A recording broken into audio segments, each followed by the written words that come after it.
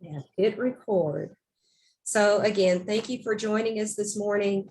The focus of today's workshop is the policy updates from the state regents. Again, I just want to remind those of you who joined late that we want to leave you with some great survival tools today, presented by NSU's Dr. Terry Cochran at the end of today's workshop. So please stay tuned for that. Now, I would like to introduce the man who needs no introduction to most of us here, truly. Kyle Foster, PhD, Associate Vice Chancellor for Academic Affairs at the Oklahoma State Regents for Higher Education. Dr. Foster, update us. Thank you, Janet, and good morning, everyone. I'm so happy to be here with you this morning. I do wish that we could see each other in person, and I'll continue wishing that until we're at the end of this thing. But I am really glad that we can at least get together on Zoom and that I'm able to bring these updates to you. I will apologize in advance if you all hear any background noise this morning. I'm working at home, and one of my at-home coworkers is a 2-year-old. So we try to control our outbursts as much as we can, but it doesn't always work, whether you're an adult or a 2-year-old. So I have probably fewer updates to state regents policy this time than I have in the last couple of these workshops. 2020 and 2021 were really pretty busy years for us, ironically, as far as doing policy work at the state regent's office. We've slowed down a little bit with those, but we do have some potentially big updates coming down the pike, which I'll share with you today. But not as many updates since our last meeting. So we'll get through that part a little bit more quickly than usual. I'm going to share my screen, and whenever I'm presenting, I am going to switch off my camera because I tend to have issues with bandwidth if I'm doing both at once. And Janet, can you give me permission to share? You should have it now. I'm sorry about that. Nope, you're good. All right. So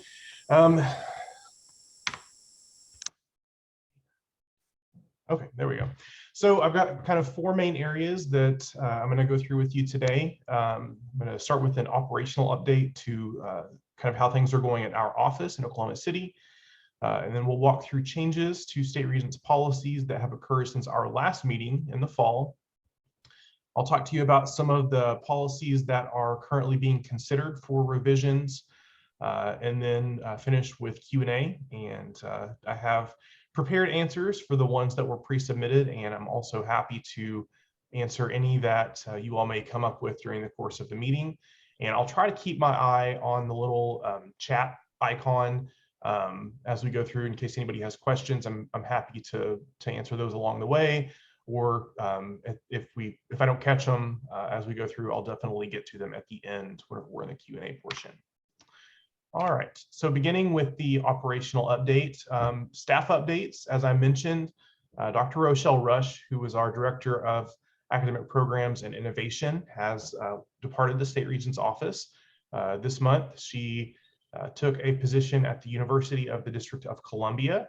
She is from North Carolina originally, and it's much closer to her family, and it was an institution that she was really interested in. So we're very happy for her to be growing professionally, but also very sad because she was really good at her job, and that's a pretty key one. So this says that the search will start soon. Whenever I made this PowerPoint, that was the case, but it has now actually started. And the link that I put in the chat is the posting to that position. So please share if you're interested. It reports to Dr. Stephanie Beaucamp in our office, and really leads the efforts related to academic programming. Chancellor Garrett started this fall. So at our last meeting, her selection had just been announced. And I think maybe she had just started or was about to start, but she hit the ground running and is well into it, as you can imagine. starting right before the legislative session is definitely an interesting learning curve, especially coming from outside of Oklahoma. But she is doing a wonderful job, and really has jumped in headfirst and is doing a fantastic job. And Dr. Jarrett Jobe from University of Central Oklahoma most recently was named as Vice Chancellor for Government Relations. So he is our legislative liaison, and he is also really, come in and during the craziest time because the legislative session has just started. But we're happy that our senior leadership team is pretty well filled in. Our office continues to operate on a hybrid model. So we are working to have as few people in the building at the same time as we can in order to, maximize social distancing. If you've never been to our office, most of our staff work in cubicles, and so they're pretty, close together. We don't have a particularly, large building, so trying to keep people as distant as we can physically. So my in-office days are Monday and Friday. So, I'm not necessarily in my office, all of those Mondays and Fridays, because we try to, pack in the in-person meetings that we have to do in person on those days. But if you need to reach me by phone, those are the best days to do it. If you on Tuesday, Wednesday, or Thursday are looking for me, shoot me an email. If it's something that you really need an answer right away, just mark your email as urgent, or I think it's urgent, the little red exclamation point, and let me know that you need me to give you a call, and I'll call you from home, and that's totally fine. So just a little bit of an update to how we're doing. As of right now, we have not heard of any plan for us to transition fully back to 5 days a week in the office. I think our regents and the chancellor are just looking at cases and trying to do their best to decide when it's safe for everyone to return, and we don't have a date for that just yet. The new state regent seal. I am sure that this has been a topic of discussion since the email went out. So if you have not seen it, this is the new state regent seal. Her name is Celia. I'm sorry, I had to do it. My dad joke instinct is just too strong to pass that one up. I feel like we needed to know to unmute for that so we could laugh out loud. I really, more than anything else in this PowerPoint, spent more time trying to decide if I was going to put a picture of a seal or seal, the singer. But anyway, this is where it shook out. So this is the actual new state regent seal. So this was just adopted by the state regents at their most recent regular meeting. So this was not, this update was not really something that academic affairs played a role in. This was an effort between our communications office and the chancellor's office. And basically, you can see here the differences between the old seal and the new seal. One of the things that Chancellor Garrett quickly noticed whenever she took over was that in our seal, in the Latin motto in the center, there is a hyphen that really should not be there. Perhaps whenever our seal was adopted in 1941, typography was done differently, and there maybe wasn't a way to have the word in one row. I don't know why it was done that way, but it was an error in the way that the Latin is done, and so we wanted that fixed. And you can see, sort of the font was updated and sharpened a little bit, but no substantive changes, I guess, to the seal, really just kind of fixing that and then making it look a little bit more modern in the font and sharpening it just a little bit. So if you can, we've requested that you use the new seal for your diplomas. for spring and summer. If you cannot, and if you can't, it's, I understand it. It's, you're not going to get a whacking from the state regents if you have to use the old seal for a couple more semesters, just because, if there had been more lead time with getting this out, then it would have been much easier for you to make that transition. But in any case, if you have issues with timing with using the new seal on your diplomas for the next couple of semesters, if you could just let me know. I'm just compiling a list of people who are transitioning to the new seal a little bit later, just for the sake of having the information. Nothing beyond if we get a question of, why does this diploma not have the new seal, which is, unlikely that we will get that question. But one thing that I have learned over the last 6 years is that you really never know, what kinds of questions people will ask, and it's better to have an answer than to just say, I have no idea why they're not using the new seal. So if you could just let me know if you have purchased paper, or you have already approved proofs of diplomas for an external printer or something like that, that's fine. We don't want you to go out and spend extra, especially unbudgeted money to update your diplomas if that's going to be the case. So please just let me know if you need to use the old seal, and for how long. Okay, so moving into our changes to state regents policy. So just leading off the way that I have for the past few meetings to discuss COVID policy flexibility.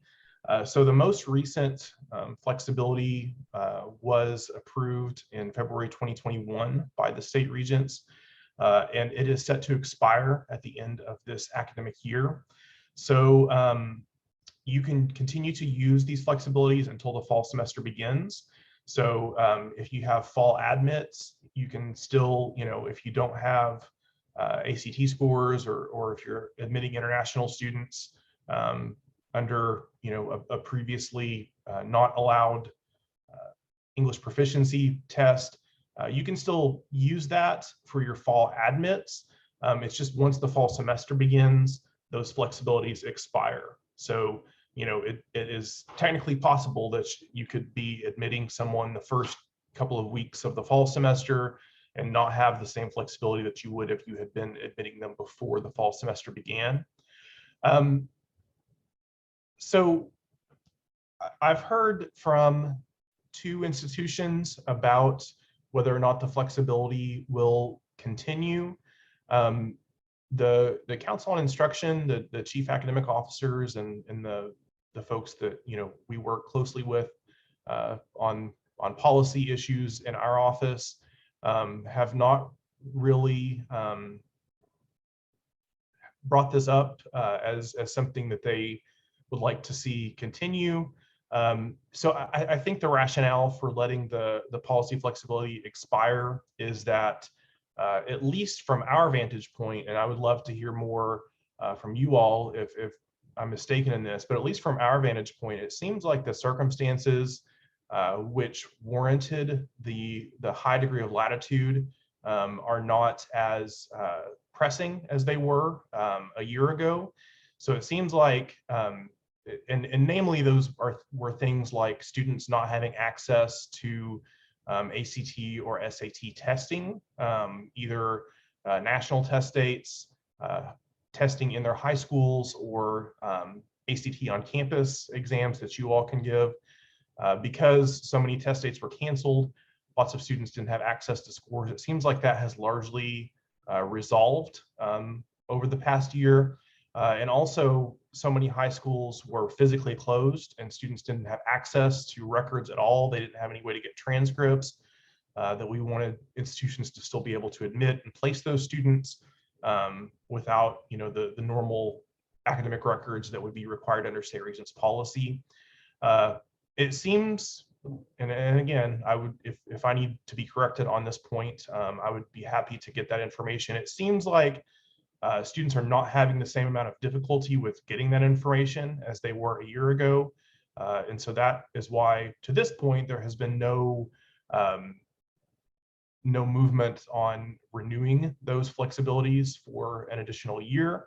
I think we have to get back at some point to our policy norms. And if this is not the right time, and if there's evidence to support that, then we would, I think, be open to having that discussion. But if the circumstances no longer exist that warranted that flexibility in the first place, it's going to be time to go back to our regular state regents policy practices. And I would really not necessarily in this forum, but maybe some separate focus group or just through email, if you have time, would really like to get feedback from you all about lessons that you have learned throughout the course of the pandemic, about ways that state regents policy could be improved to better serve institutions and students.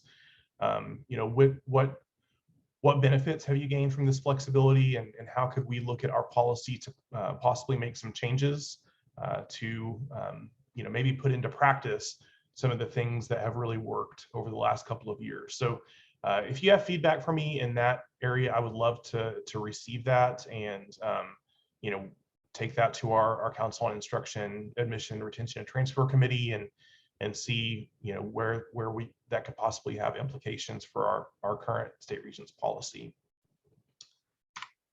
So since the last fall meeting, we've had a few updates to state regents policy. This first one is related to the University Center of Southern Oklahoma, which as an organization actually no longer exists. Last legislative session, the legislature passed a bill to make UCSO a branch campus of Murray State College. And so it is now, instead of the University Center of Southern Oklahoma, MSC at Ardmore. So the state regents subsequently adopted policy to reflect that fact. So we updated a few different areas, from functions of public institutions to the distance education and traditional off-campus courses and programs policy, to deleting the entire policy section on the University Center of Southern Oklahoma. So the last time that we talked, that policy had been posted, and it was subsequently approved by the state regents on October 21st, and you can see a summary there. Pardon me. The academic program approval policy was updated in October. Most of these updates were related to, you all may have heard or possibly been involved in some of the discussions to do with micro-credentials. That has been kind of a statewide initiative over the last year and a half. So the academic program approval policy was updated to streamline some of the procedures for getting those micro-credentials, along with differentiating, what's the difference between a digital badge and a micro-credential. It laid out the post-audit process in policy. For those of you who may not be involved in academic program reviews, the post-audit is whenever the state regents come back to the institution to make sure that a program that was approved has met productivity goals that the institution said that it would meet. And that was not really something that was in the policy, so that was added. And then there were some other kind of just really non-substantive clarifications of language that didn't change anything that the policy did, but made it clear, what the intent of it was. The teacher education policy was updated to add language about coursework and training requirements for future teachers that were set forth in a new law that was passed in 2021. That's something largely that your colleges of education and those folks will make sure that they're in compliance with, and that was approved at the October meeting. The credit for prior learning policy was updated at the December 10th state regents meeting. So this one is a little bit meatier and probably something that folks on this call will have a little bit more stake in. So there were three areas of the policy that were updated. The first was the principles, and this was largely to do with a new program that we're embarking on to develop a statewide matrix for military credit in addition to ACE. So we have some faculty members that are working on this, and I'll get into a little bit more detail on that in our next slide. There was also a section added about accepting credit from the Oklahoma School of Science and Mathematics. So this is something that a couple of institutions have been doing, I mean, really for decades.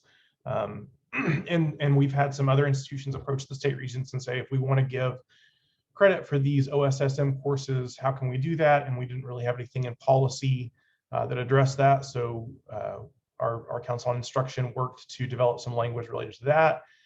And then the kind of last big point in these updates was to add some new language related to AP that was created by a new law that was passed last legislative session. So to go into a little bit more detail about these updates. So this is the updated policy, just so you can see how it now reads. So this first one is from the principles section, and this talks about ACE credit and how you all can use those recommendations on the joint services transcript to grant credit. So military credit not reviewed for credit by ACE can now be included on this system-wide military assessment inventory. So Angel Eisenhower in our office is kind of the point person for this project, but basically what she's doing is following a program that was developed in Kansas along with the Army to grant credit for various MOUs, or I'm sorry, MOSs. MOUs are things that I work on a lot. MOSs from the military. So they're working with Army personnel on developing this process, as well as faculty members from many of your institutions. And it's kind of a CEP-like process where she has gotten faculty members together from various disciplines to look at these MOSs and say, what credits would we be willing to grant on a statewide basis for these MOSs? Right now, she's targeting some kind of critical occupation, high demand areas like healthcare. Business, I think, is another one that they're looking at. And I believe criminal justice is also one that they're targeting right now. So those conversations are ongoing with those faculty groups. There is no assessment inventory as of yet, but before we had one, we had to have one allowed in policy. And so that was the update to this, and we'll keep you all in the loop as that project progresses. The second update was the one related to the Oklahoma School of Science and Math.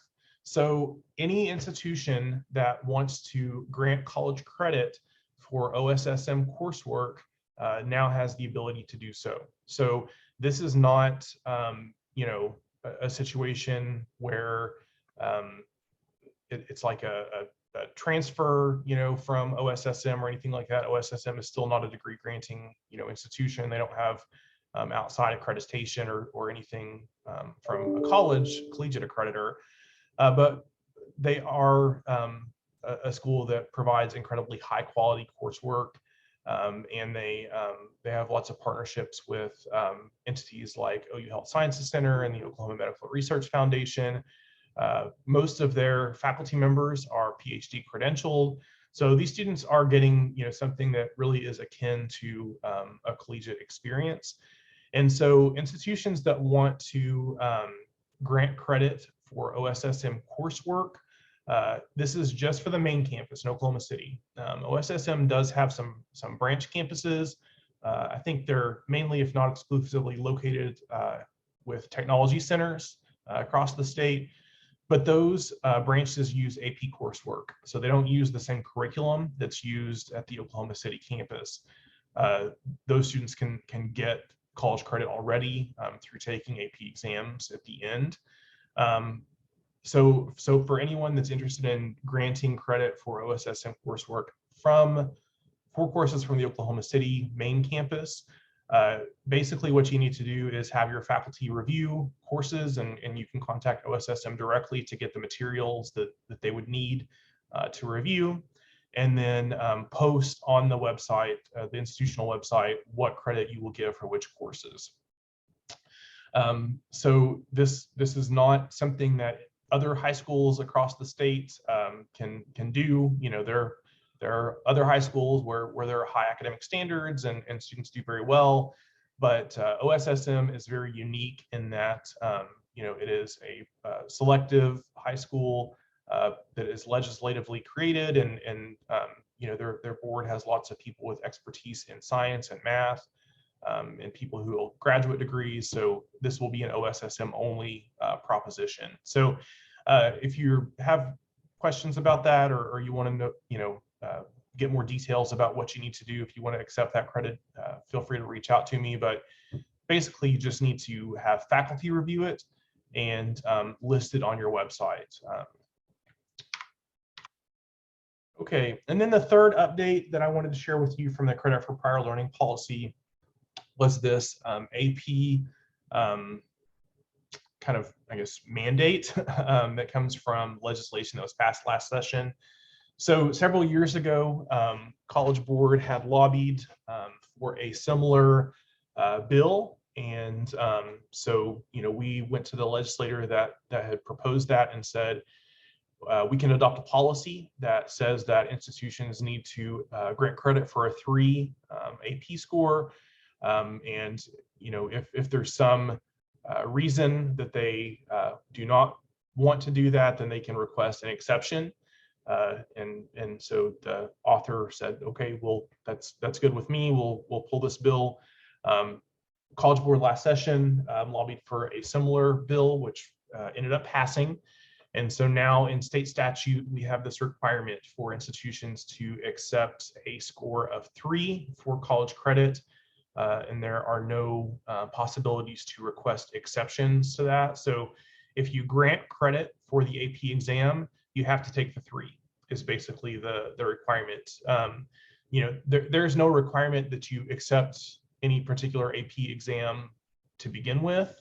You know, that is at the discretion, or at least it should be really at the discretion of your faculty to make the determination as to whether those AP outcomes meet the goals of their courses. And especially if you don't have a faculty member who's qualified within a certain discipline area, you're not under any obligation to accept an AP exam. But if you do, you have to take the 3 is kind of the gist of the law and the policy. This wording that's in the policy now is directly from the statute. So this mirrors exactly what the law says now.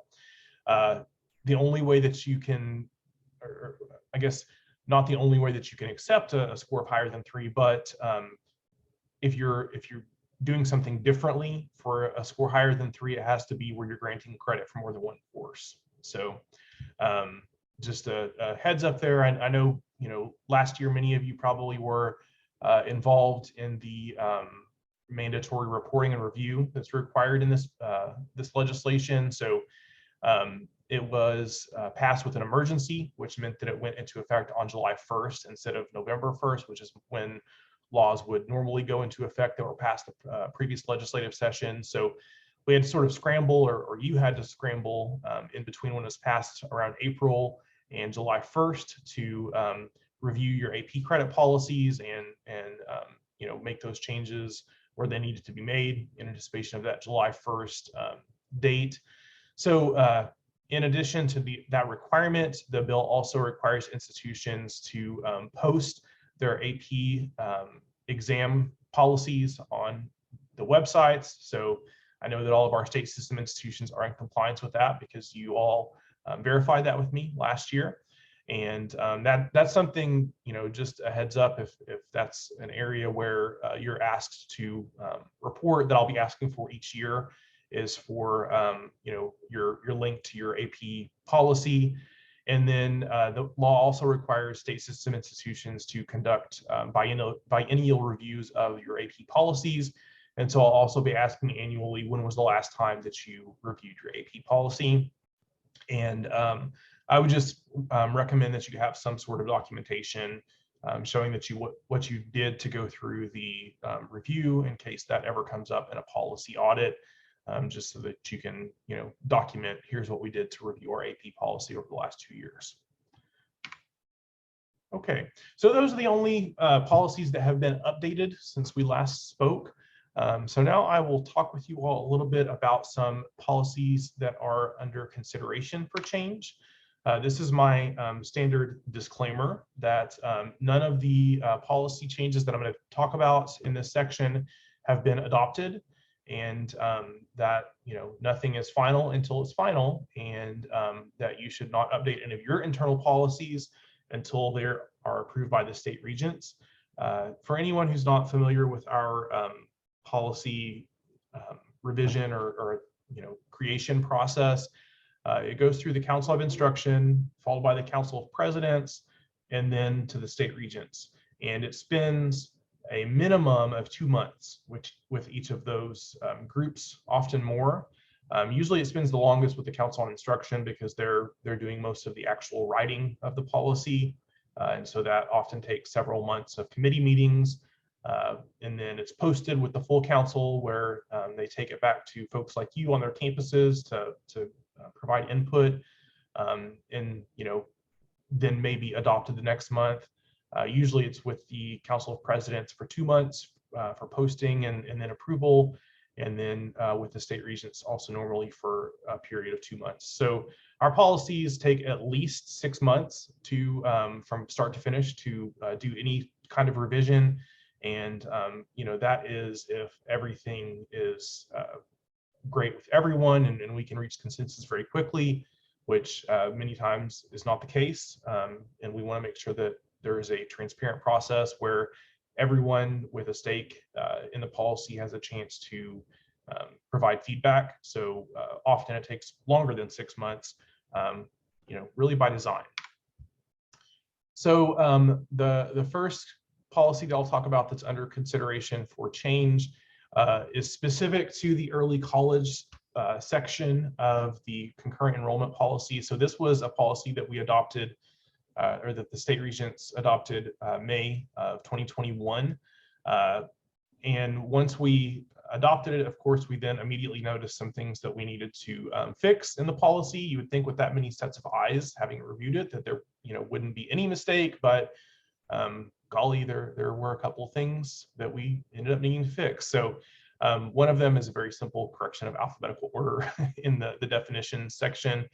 And then in the early college programs section itself, we use the word high school degree in that section of the policy, which high school students do not get a degree, they get a diploma. So fixing that.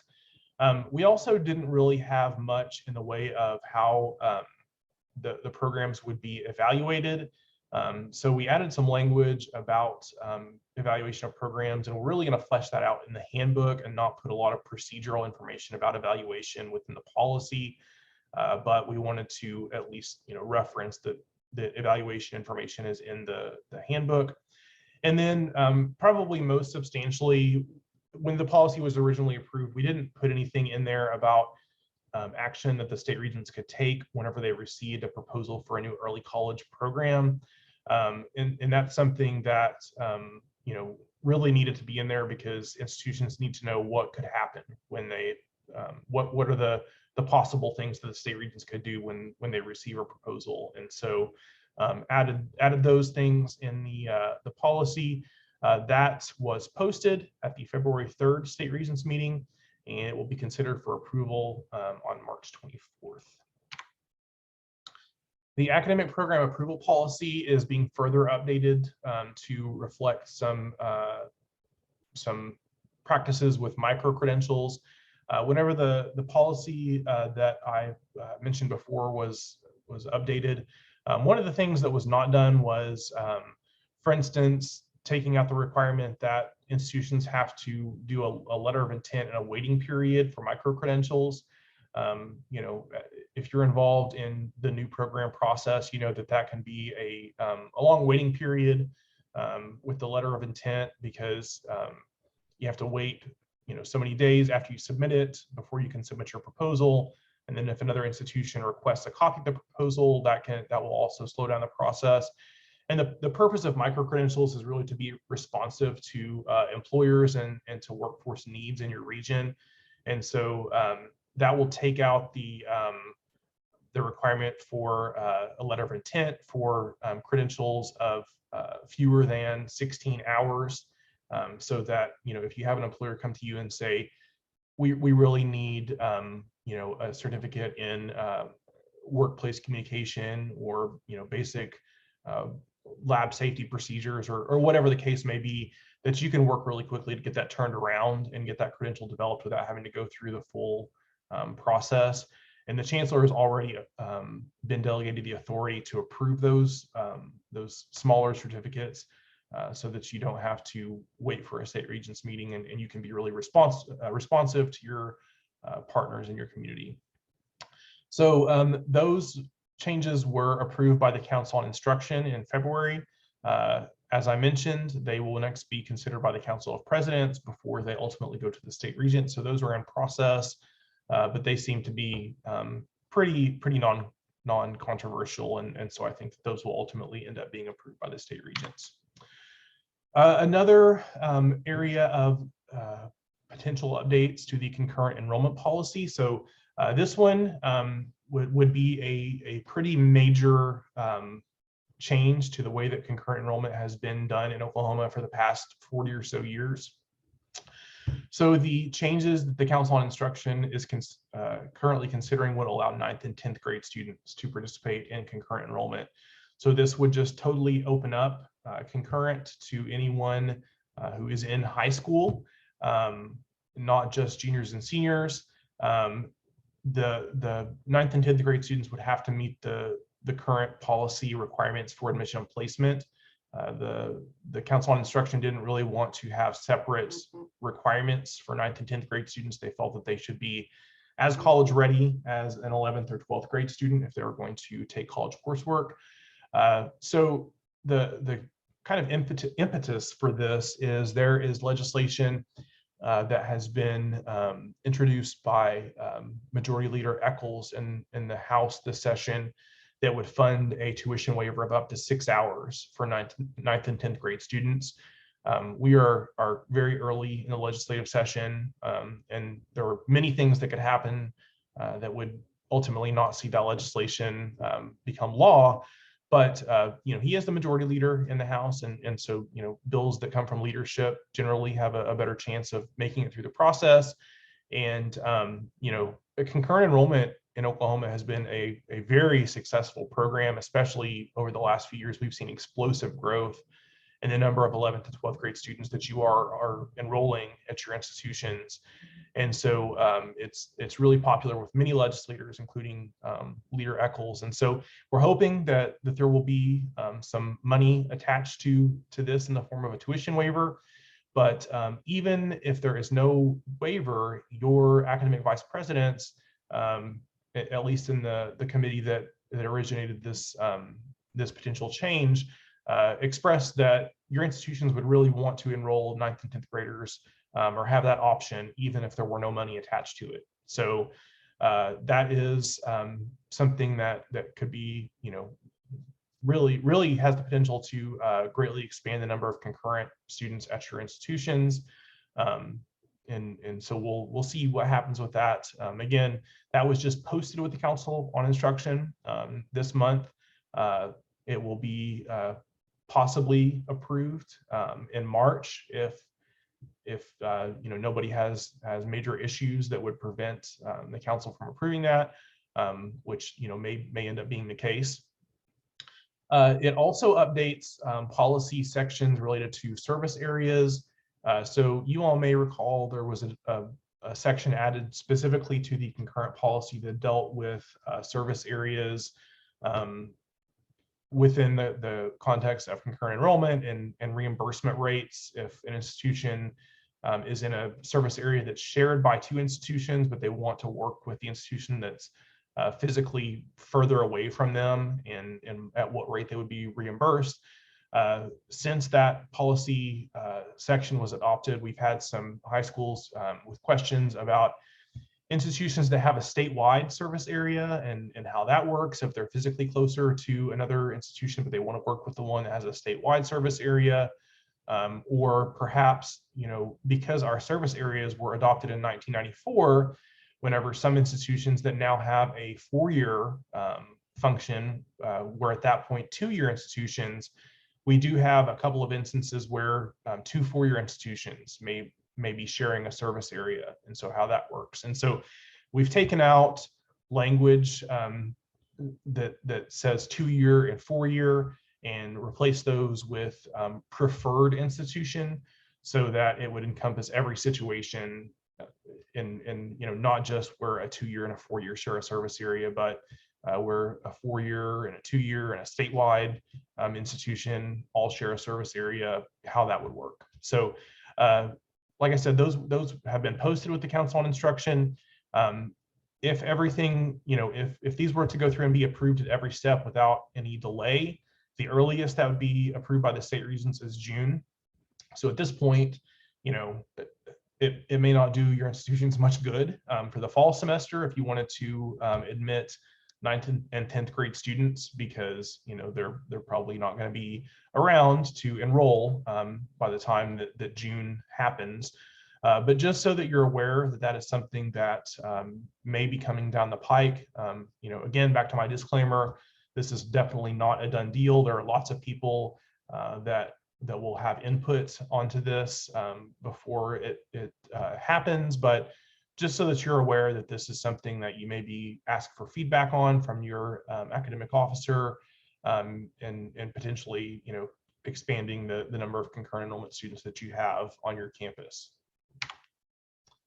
Okay, on to Q&A. So as of this morning, there were 4 questions in the Google Sheet, and I have included those in my my PowerPoint here, and if there are more that have come in since I did that, then I will be happy to answer those. But I'm happy to answer them on the fly if I can. I don't ever want to, say something in one of these meetings that would be incorrect. So sometimes I do need to go back and do some research before I can answer questions that are asked in the meeting. But I'm happy to answer those if we do have any that come up. There has been one more added to your Google Sheet this morning. Okay, great. All right, so I'll go through these 4 and then we'll go to that 5th one. So the first question was about homeschool and unaccredited high school students. So for anybody, I'll read the question for anybody who may be on the phone or not have it up on their computer. So the question is, Section 3.9.6 of Oklahoma State Regents for Higher Education policy indicates that the graduating class must have graduated for a homeschool or unaccredited high school student to be eligible for admission. We are seeing more early graduates from accredited online/virtual high schools that are graduating 1 to 2 years before their cohort of peers. How would the Regents prefer we handle these situations? Per policy, they are eligible for admission with a letter from the school verifying they will graduate early, but it seems to go against the spirit of the before mentioned policy. So to answer this question, I wanted to just briefly kind of touch on why there is a differentiation between how homeschool students and students from unaccredited high schools are treated differently from those students who come from accredited high schools, which includes online and virtual schools. So this is the policy, just for anyone who may not be familiar with that section. And basically it reflects what the questioner said. So for students from non-accredited or home study, those students must have participated in the ACT or SAT, just like any other student under state regents policy to be admitted to a state system institution. That policy authorizes OU specifically to require minimum high school GPA class rank or a GED average standard score, along with the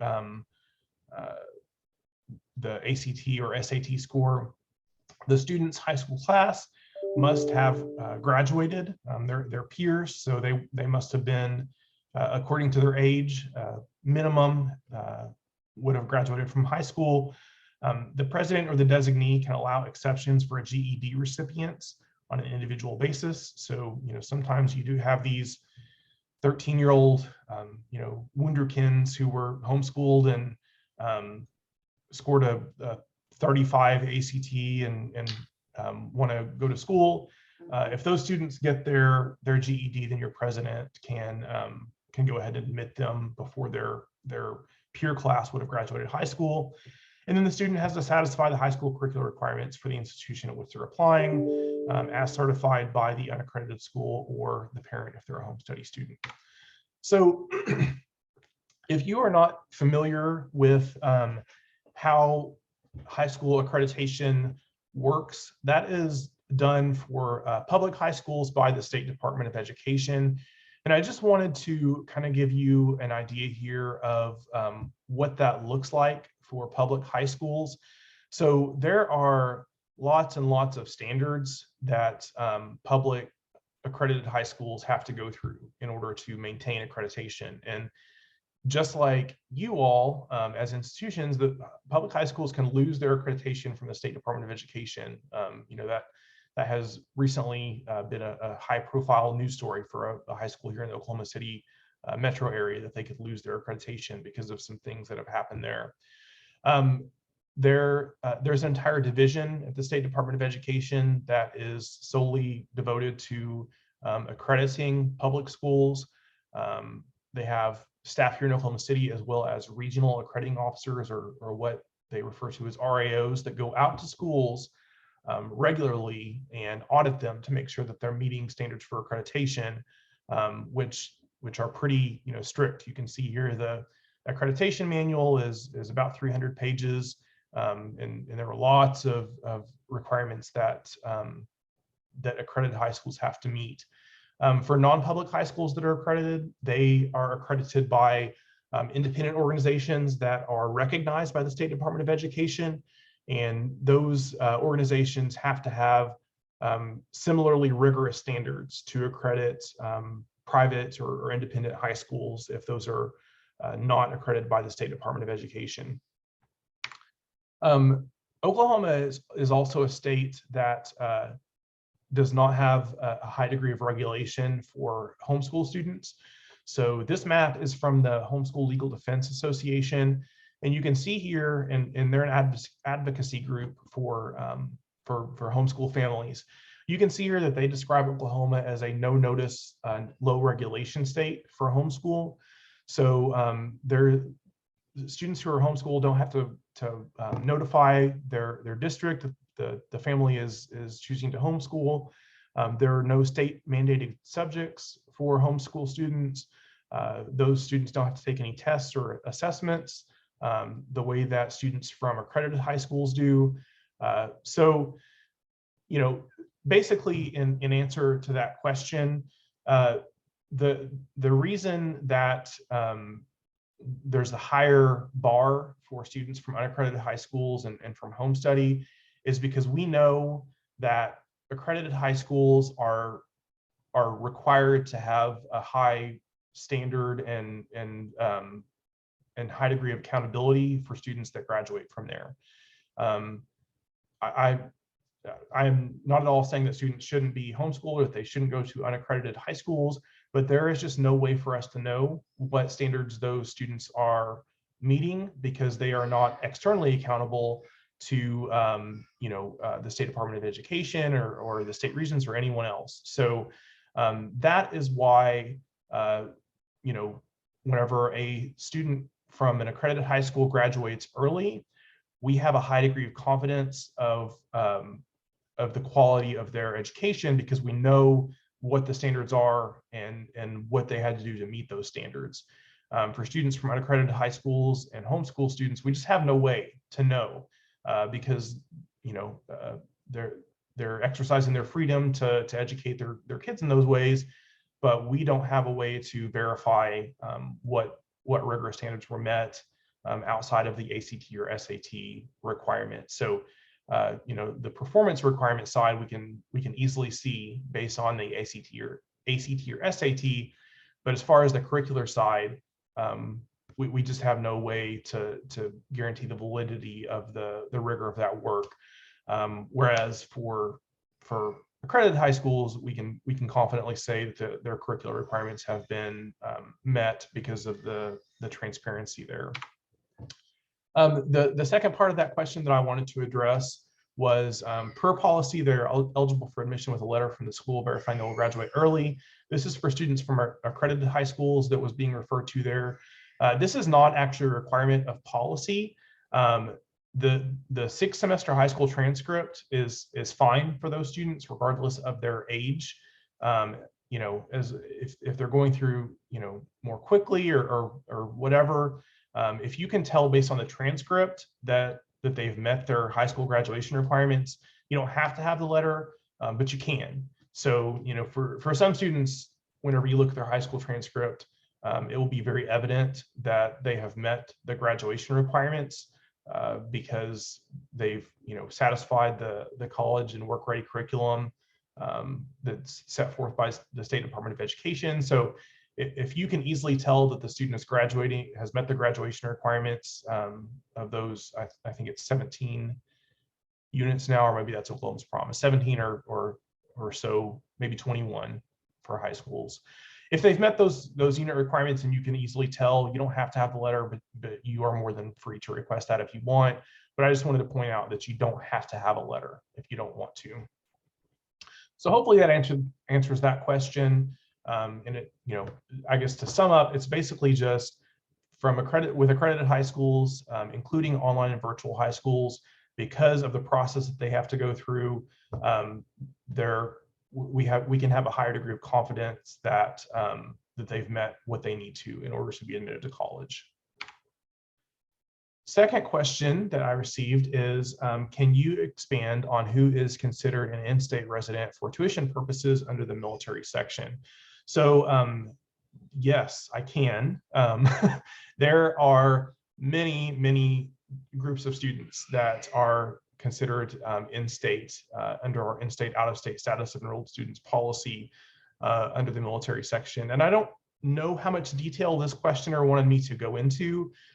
So I've just put together some slides here directly from the policy that describes which students are eligible for in-state status based on their military affiliation or the military affiliation of their spouse or parent. So students who are in these sections will be related to active duty or active service. So members of the uniformed services, so that's any branch of the military, along with their dependent children or spouse, who provide evidence of their full-time active duty status for more than 30 days in that service stationed in Oklahoma, or who are temporarily present through military orders. So pretty much anyone who is a active duty service member who's here for at least 30 days and can produce evidence that they were here for that period of time because of the military, both they and their spouse and dependents are entitled to that. And when that armed services member is transferred out of Oklahoma, so if you are stationed at Fort Sill and your family comes with you and you're here for a year and then you get transferred somewhere else, if you or your spouse or your kids have enrolled at an institution in Oklahoma, you get to continue to be classified as in-state as long as you're continuously enrolled in that institution. So you don't lose your in-state status because you or your spouse or your parent are transferred out of Oklahoma as long as you maintain enrollment. Regardless of the residency of the student, dependent children, or a spouse of a person who's currently serving as a member of the active uniformed service of the U.S. on a full-time active duty status of more than 30 days for where Oklahoma is the home of record. So if you are an Oklahoma resident and you are in the military and you're stationed somewhere outside of Oklahoma, you and your dependent children and your spouse are all still entitled to in-state status as Oklahomans, and this is your home of record. So a person who files with the institution within a state system institution at which they intend to register a letter of intent to establish residence in the state. So element one, they have to file with your institution a letter of intent to establish residence in Oklahoma. And if they are entitled to basically VA education benefits, is what this is referring to, or tuition assistance, I guess is this section. And then, or they receive that by virtue of relationship to someone who gets those benefits.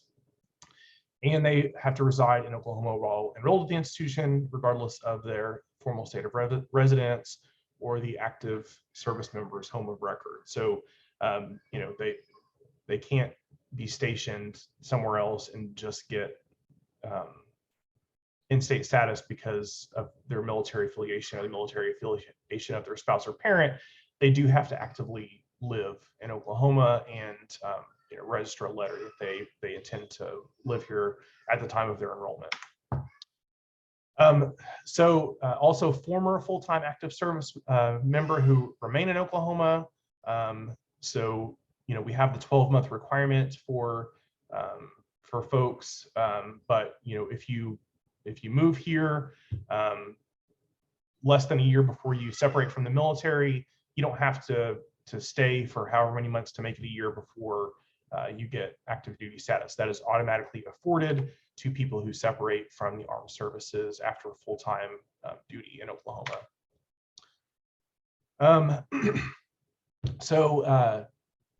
Again, someone who was discharged after a period of not fewer than 90 days in the active service and is pursuing a course of education. So these are VA education benefits. So anybody who gets GI Bill benefits and was discharged is afforded in-state tuition to Oklahoma as long as they intend to live here. And you know, that's basically they just file something with you that says I plan to live in Oklahoma. I'm moving here. I'm using GI Bill benefits. They automatically get in-state status. There used to be a 5-year limit on that. That has been eliminated. This is another section of GI Bill benefits that qualify students for in-state tuition, just like Chapter 30 or 33. If they're getting Section 3319, I think that is the dependent one. Somebody who knows more about VA education benefits sections than me would be able to speak to that, but I think this is whenever it's transferred to a dependent, perhaps. And again, another section where if they get VA education benefits, they are entitled to in-state status. And also Chapter 31. So pretty much any VA education benefits, whether it is the service member, the spouse, or the dependent, if they register a letter saying they intend to establish residence in Oklahoma, and they live here while they're enrolled, if they get VA education benefits, they are entitled to in-state status, regardless of how long ago the service member separated from service. So here are some more. A couple more examples of folks by virtue of their military affiliation that get in-state status. So person or dependent children or a spouse of that person who is discharged or released from active service. Again, this is not necessarily if they're receiving GI Bill benefits. So if there's a 5-year cap on folks who are not getting the VA benefits, but Oklahoma has to be the home of record in that case as well. And then regardless of the residency of the student or their spouse or dependents, if they're serving as a member of the military reserve on full-time active duty for 30 days and Oklahoma is the home of record, they'll be eligible for in-state students or in-state status. So if you have a reservist from Oklahoma that, similarly to an active duty person, has to go somewhere else for at least 30 days, they don't lose their in-state status. They maintain that for as long as they're outside of Oklahoma and serving, on military orders. And then finally, a person who's participating in ROTC and has an ROTC scholarship shall be eligible for in-state status, regardless of their domicile or anything else. So hopefully that answers the question. I know that's just a big regurgitation of policy. I didn't know if there was something more specific that somebody wanted out of that, but there are many, many ways that a student, a spouse, or a dependent can qualify for in-state status based on military affiliation. All right, question 3. Can state system institutions charge a fee for the evaluation and transcription of AP coursework for which credit is accepted? This is one that came in after I had finished the slideshow. So I don't have slides to answer this question, but the answer is that is not a question that's addressed in academic policy. That would be a question that you'd want to talk with your fiscal officer about, because all fees are discussed in the fiscal policy, not the academic policy. So state Regents approve mandatory fees each year. I'm not aware of any prohibition on creating this type of fee, but it is something that you would have to go through the process with your financial officer to get approved by the state Regents at their annual meeting in June, where they approve tuition and fees. Has there been any update to legislation that allows for qualifying affidavit, graduated Oklahoma high school, 2 years with parent in Oklahoma, undocumented students to be classified as a resident for tuition purposes?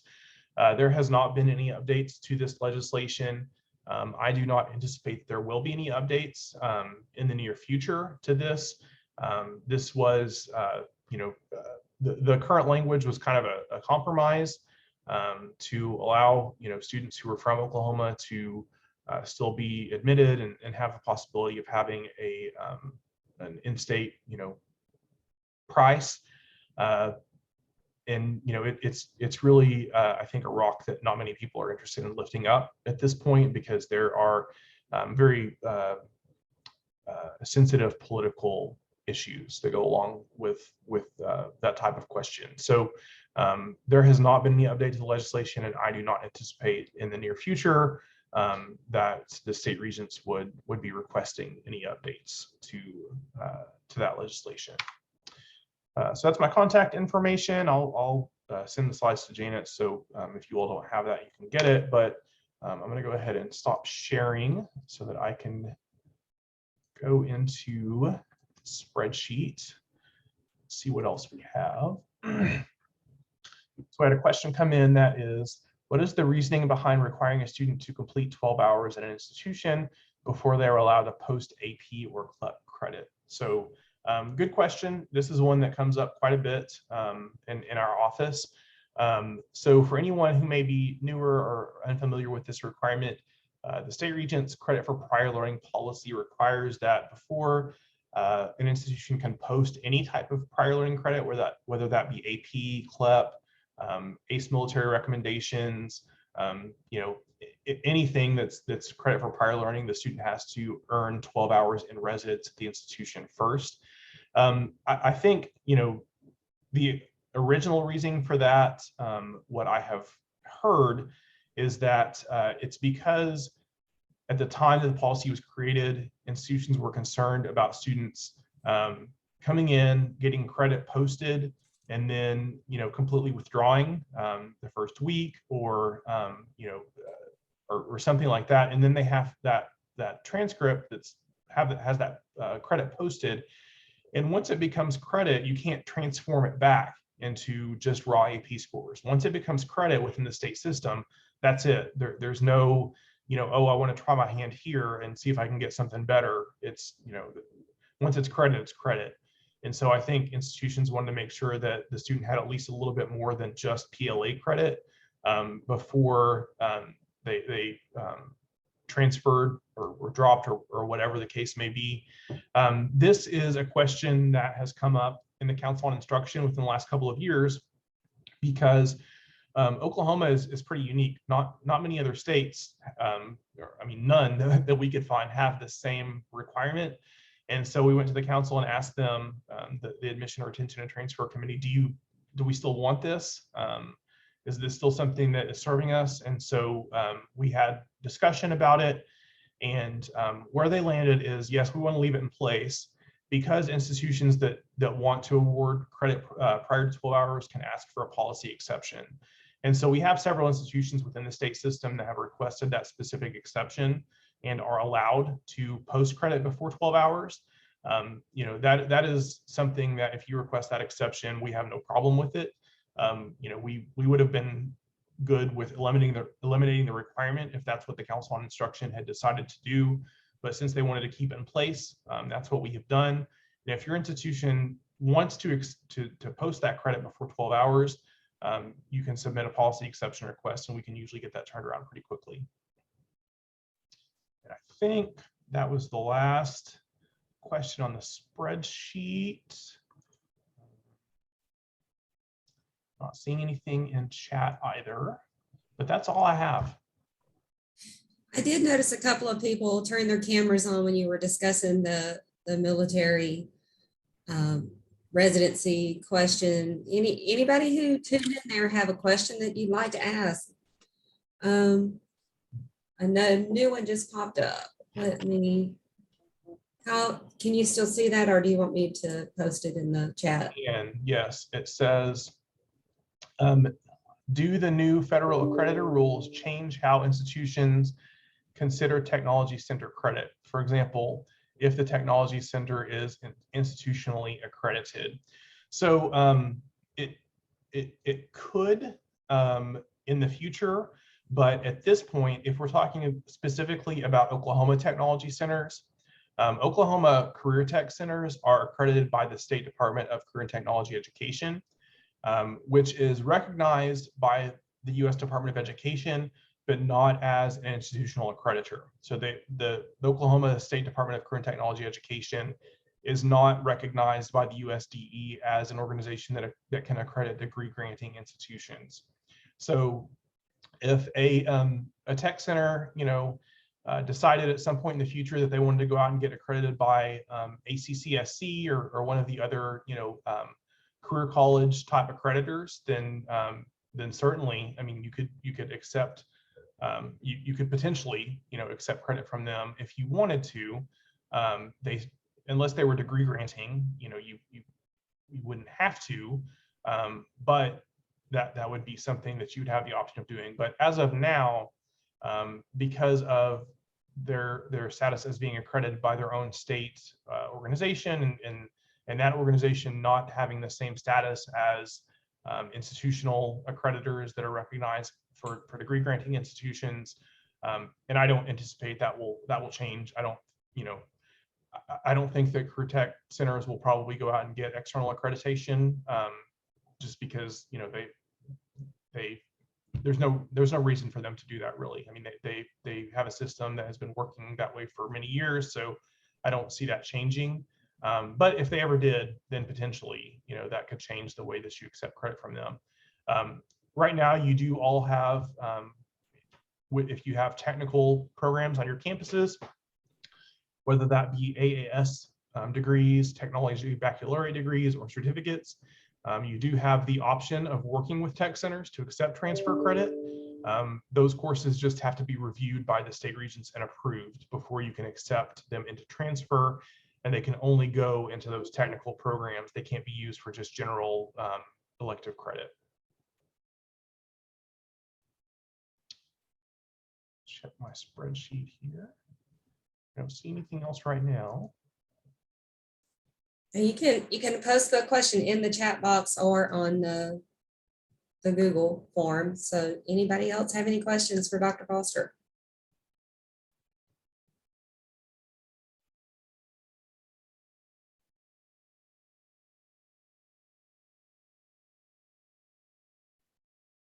Did I go over on time, Janet? Oh, no. I always talk for so much longer than I think that I will. You are the star of the show. Without you, there would be no show. I don't think we would have. This is the policy workshop. So this is the main focus of this spring workshop, is to hear the updates and to allow time for questions. Okay, good. You know, it's very loosely structured workshop, especially as we're virtual. Yeah. Okay.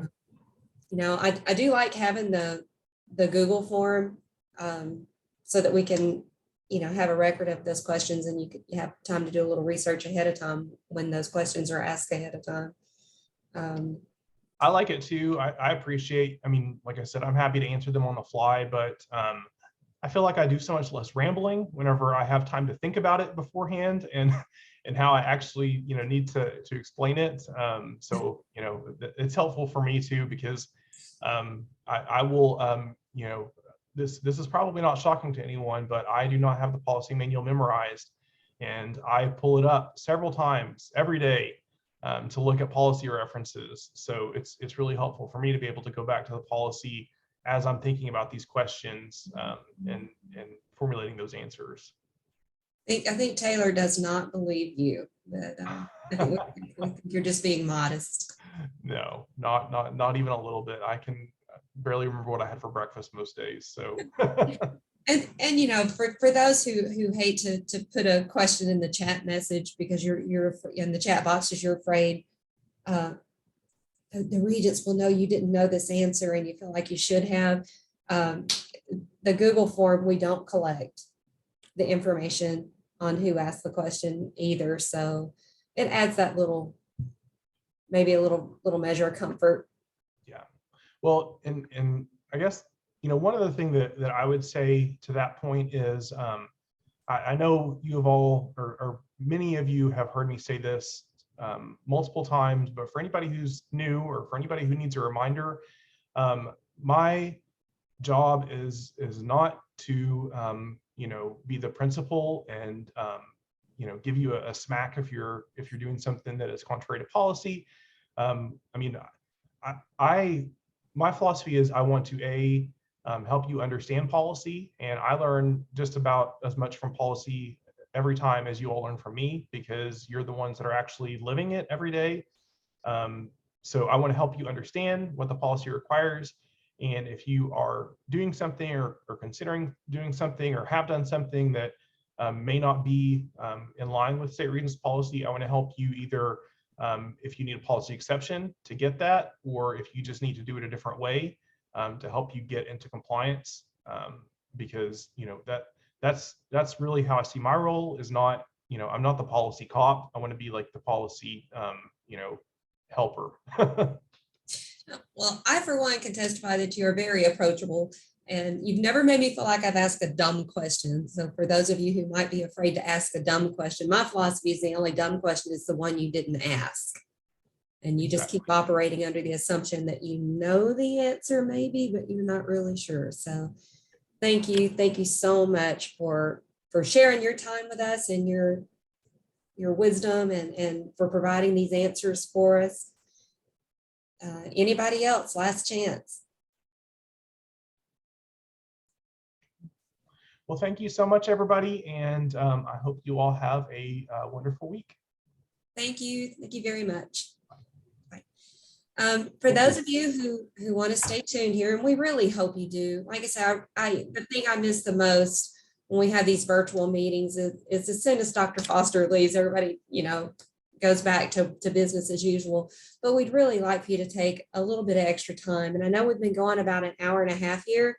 So if we need to take a quick break for you to go get that other cup of coffee, and like I said, I moved my coffee maker so far away from me now, it's sitting over there taunting me. So you know, if you need to go get a cup of coffee or make a trip down the hall, but we would like to come back maybe in 5 minutes or so and have a general discussion where we can maybe just ask our questions or share our experiences, you know, that we're having at our institutions. I don't think any of us live in a vacuum anymore. I think we share a lot of the questions and challenges.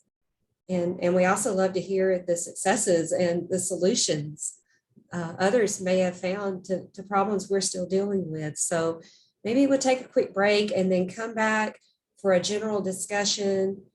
Ross, have you made it to the meeting? Ross Mail? Ross, Kristen's giving me the nod here that you're here. So Ross is going to facilitate this fourth. He's here. Yes. All right. Thank you, Casey, for that reminder to stop recording.